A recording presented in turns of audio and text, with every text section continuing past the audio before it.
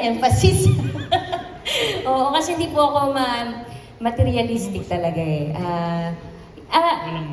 Sa trabaho ko po, parang it is our responsibility na pangalagaan syempre yung aesthetics natin, yung suot natin. Kasi sino pa ba naman po ang mag-aangat, mag-uplift ng sarili natin, ng imaging natin, kundi tayo rin na artist, ang responsibility natin yan. But yung travel talaga is, we really enjoy traveling. No? Eating good food, the Gianni, oh my God, such good food. And creating memories, beautiful memories. Memories, of course. Hindi ko masyado alam kung saan nilalagay ni Sarah lahat ng food na yun, ano? Kasi, Grabe ito mag-workout. Grabe ito mag-workout si Sarah. Oh, tell us about your health routine as a couple. Ikaw, mahal. No, yeah, I regularly work out, but Sarah works out all the time. She does yoga a lot. She does Pilates. She does treadmill every night before sleeping. Hindi naman every night. Every other Pag night. may concert lang. Pag May concert! No, but she really keeps fit, and not a lot of people know she's a very strong runner. Okay, she runs very good. She can do her 5K in around 25 minutes. Uy, ka naman 26, let's say 26. So she's a good runner. That's still very good. That's still very good. She can run very well. Grabe! Alam niyo ma'am kung ano yung sinasabi niya na under 26? Kasi mag-boyfriend girlfriend pa tayo noon. Siyempre pa-impress ako sa'yo. Wala kang choice, no? Wala ka pa yung walang choice eh. Grabe, yung living healthier lives, kasama sa pagiging couple ninyo. I love it so much. Okay, now, I'd like to know also, kasi parang you're also very passionate about nature, about the environment. What are your advocacies? Can you tell us more about that? Advocacies, no? Sarah and I, just last year, we became very much involved in sustainability, kumbaga, no? So we have this little space in the jungles of Laguna, and we fell in love with the place. It's a farm actually, and we have some farmers there that we grow little crops and some produce for our restaurants, kumbaga. So we have some arugula, some lettuce, some cherry tomatoes that we try to grow. We grow there, and it produces for our restaurants, kumbaga.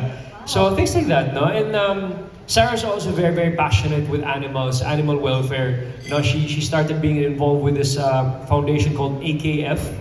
Animal Kingdom Foundation. Animal Kingdom Foundation. So basically, their whole messaging is to stop animal cruelty. Animal cruelty, diba?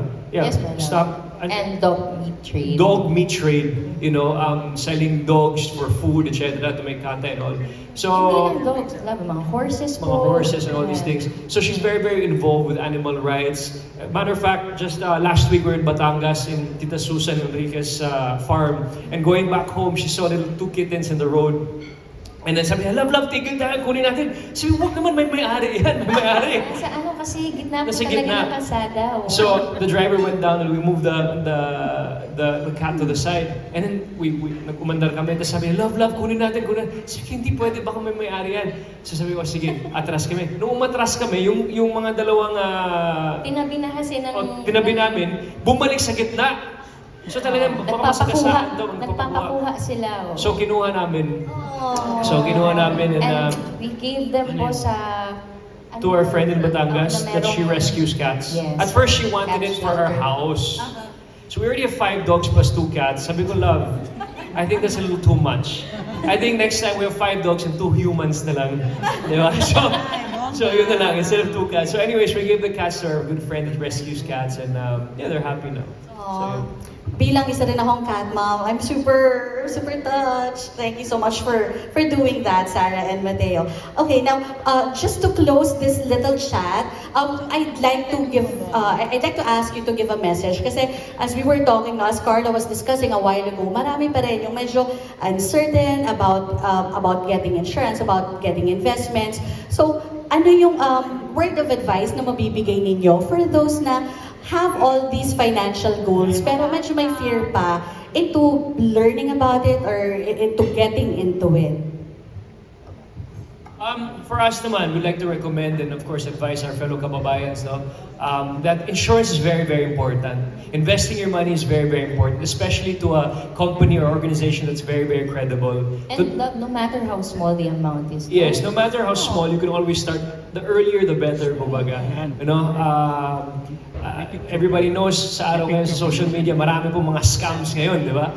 Invest here, invest there, and then mamaya mag-invest ka doon, too good to be true, mawawala yung pera mo. Yeah, like I have our kasambahay, you know, she was messaging an online app on a bank and she thought, sir, ito legit to, magpapasa ako ng ganito. And then hindi pala. Naubos yung pera niya sa account. So, things like that though, we launched a very, very good campaign years ago called Slam the Scam. I hope we do something again in the future. Yes. To, you know, to really implement this reminders to our kababayans. Now, what are the things we have to spot before investing, kumbaga, no? If it's too good to be true, if the returns are too high, etc., if the organization is credible, etc., etc. So I think Sun Life is the perfect company for all our kababayans to start putting some money as soon as possible. Because one, the company is super credible, more than 100 years. Yes, 128 this year. 128 years. Two, our financial advisors are amazing. They know what they're talking about. They know what they're doing. So your money is in good hands. You give questions, they answer your questions for you. So yun, you know, and we give opportunities for our kababayans to start in a very, very minimal amount. So the earlier we start, you know, the better it is for all of us. Yun po.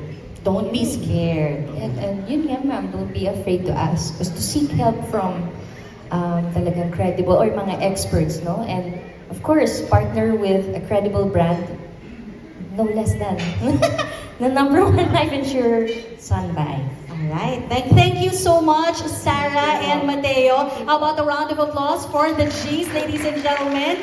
Now, thank you for gamely answering